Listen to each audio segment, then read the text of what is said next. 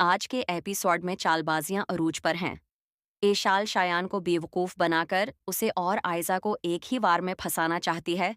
इसीलिए वो शायान से खफिया मुलाकात के लिए रेस्टोरेंट पहुंचती है।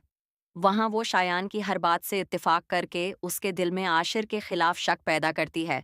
हती कि शायान उसे आशिर को छोड़कर खुद से शादी की पेशकश तक कर देता है।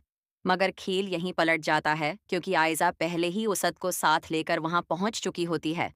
ईशाल को शायान के साथ बैठा देखकर आयजा असद के दिल में जहर घोल देती है, जिससे असद का शक यकीन में बदलने लगता है और वो खामोशी से वापस चला जाता है।